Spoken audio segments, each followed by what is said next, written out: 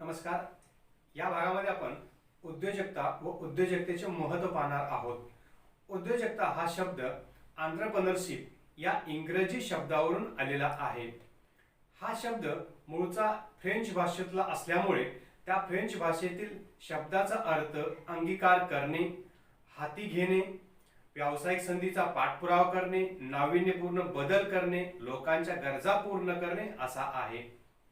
उद्योजकतेची संकल्पना मानवाच्या विकासाबरोबरच विकसित होत गेलेली आहे. आधी मानवाच्या काळापासून मानव नवनवीन उत्पादन कार्य, निर्मिती असेल किंवा सेवा कार्याचा शोध घेत आला आहे. त्यानुसार त्याच्या उद्योजकतेला आकार मिळत गेलेला दिसून येतो. उद्योजकता आणि मानव या दोन शब्दांचा इतका जवळचा संबंध आहे की मानव शब्दाशिवाय उद्योजकता या शब्दास आणि उद्योजकता शब्दाशिवाय मानव या शब्दास अर्थ राहत नाही. मग उद्योजकता म्हणजे नेमकं काय, तर त्याची आपण व्याख्या लक्षात घेऊ. जॉन काओ यांनी केलेली ही व्याख्या आहे. उद्योजकता ही व्यावसायिक संधी ओळखून त्यातून निर्मिती करण्याचा प्रयत्न आहे. योग्य संधीबाबत धोक्याचे व्यवस्थापन करणे आणि मानवी, आर्थिक व भौतिक संसाधन तसेच व्यवस्थापकीय व संदेशवहन कौशल्याच्या सहाय्याने गतिमान करणे याबाबतचा हा प्रयत्न आहे. उद्योजकता ही केवळ उद्योगाशी संबंधित असते असे नाही. वास्तविकता उद्योजकता कोणत्याही क्षेत्रात असू शकते. दूरदृष्टीने सर्वकष विचार करून काही नवनिर्मिती करणाऱ्यामध्ये उपक्रम करणाऱ्यांच्या अनुषंगाने उद्योजकता अस्तित्वात येते. आता आपण उद्योजकतेचे महत्त्व लक्षात घेऊ.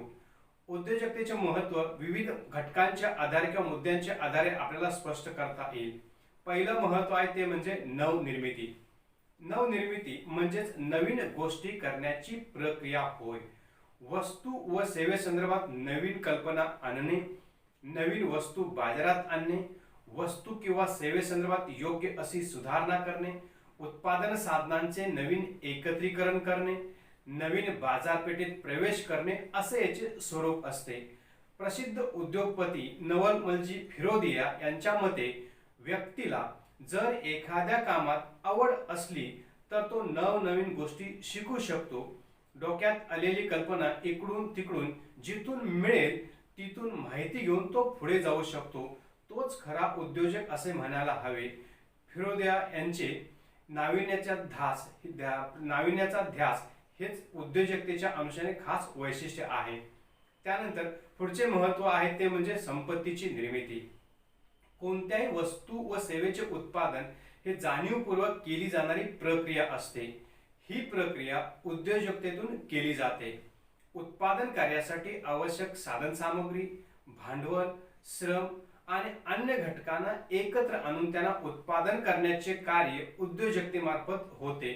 यासाठी कल्पनांचा आराखडा तयार करणे, यंत्ररचना करणे, उत्पादन करणे, विक्री करणे, नफा मिळवणे, व्यवसायात वाढ करण्यासाठी उद्योजक हा सजीव घटक असल्यामुळे तो योग्य अशी कार्य करतो.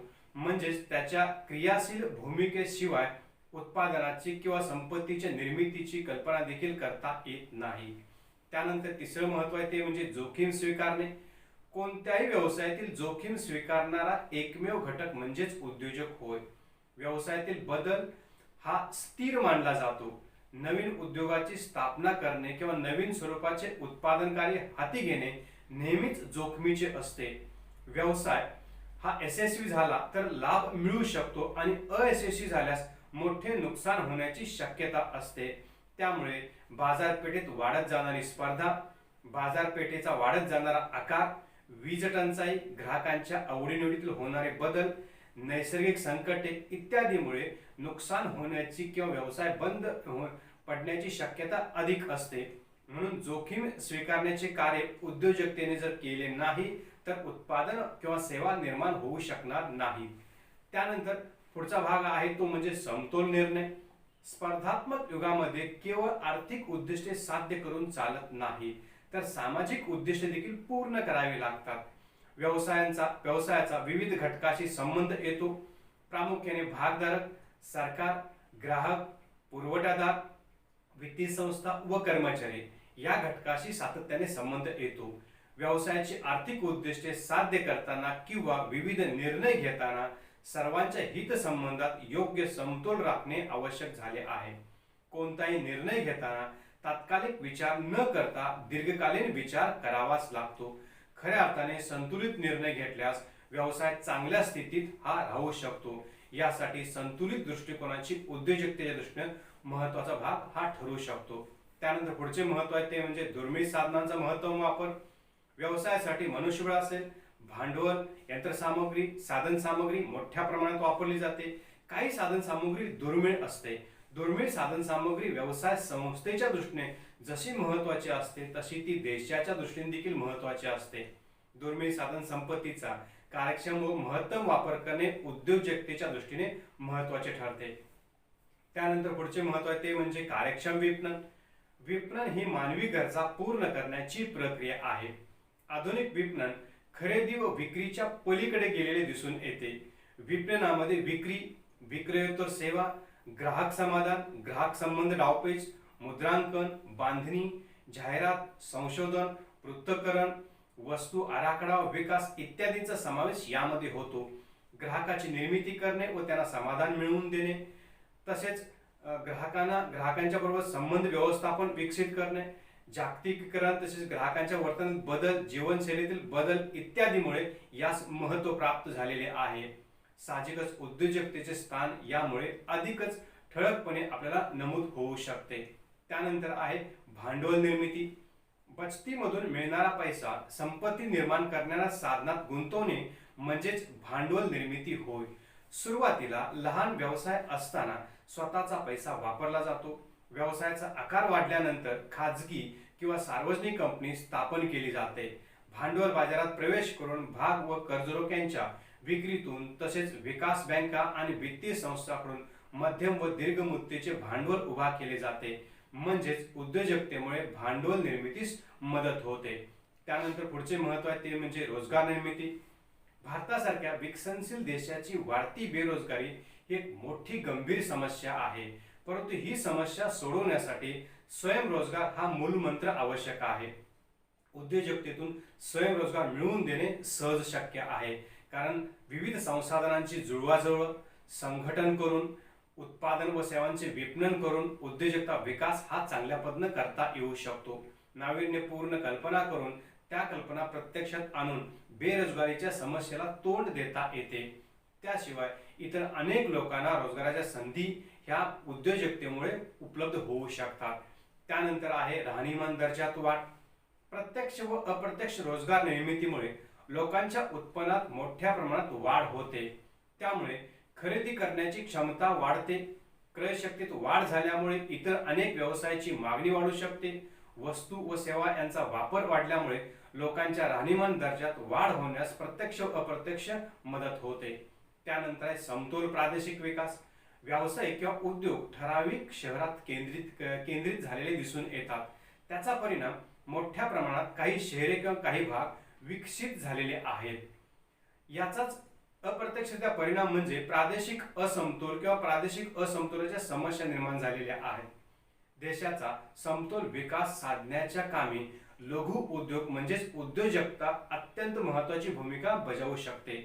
लघु उद्योगामुळे मोठ्या प्रमाणात रोजगार निर्मिती होते. राष्ट्रीय उत्पन्नाचे समान वाटप होते. या छोट्या उद्योगातून उद्योगाला मोठे उपक्रम करण्याची देखील प्रेरणा मिळू शकते. त्यानंतर पुढील महत्त्व आहे ते म्हणजे मक्तेदारीला आळा घालणे. उद्योग, व्यवसाय व व्यापार यांच्यामध्ये ठराविक लोकांची मक्तेदारी असते. उद्योजक पर्यायी उत्पादने निर्माण करून अशा मक्तेदारीला आळा घालू शकतात. ग्राहक असेल, समाज असेल यांना कमीत कमी किमतीत वस्तू व सेवा मिळवून देणे व त्यांची आर्थिक पिळवणूक होणार नाही हे उद्योजकतेकडून पाहिले जाते.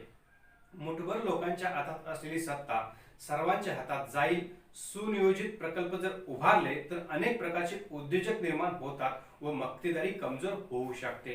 त्यानंतर आर्थिक सत्तेचे केंद्रीकरण टाळणे. आधुनिक जागतिकीकरणाच्या स्पर्धेत आर्थिक महासत्तेचे केंद्रीकरण होत आहे. औद्योगिक व उद्योजकीय क्षेत्रातून आर्थिक सत्तेचे केंद्रीकरण मुठभर लोकांच्या हाती आहे. हा एक समाजाच्या व राष्ट्राच्या दृष्टीने घातक स्वरूपाचा प्रकार आपल्याला दिसून येतो. यातून अनेक दुष्परिणाम होतात. या दुष्परिणामांना टाळण्यासाठी उद्योजकता विकास आवश्यक आहे. उद्योजकता विकासातून व्यावसायिक औद्योगिक उपक्रमांचे केंद्रीकरण होणार नाही व आर्थिक सत्तेचे पर्यायाने केंद्रीकरण टाळले जाईल हे पाहिले जाते. यावरून सारांशाने आपल्याला असे सांगता येईल, उद्योजकतेचे मार्ग हा विकासासाठी कोणत्याही देशाचा मूलमंत्र आहे. देशाच्या अर्थव्यवस्थेला दिशा देण्याचे काम उद्योजकता करीत असते. विकसनशील देशांच्या अर्थव्यवस्थेतील सर्व रोगावर उद्योजकता हा रामबाण उपाय आहे. थोडक्यात उद्योजकता ही सर्वच राष्ट्रांची गतिमान स्वरूपाची गरज आहे. धन्यवाद.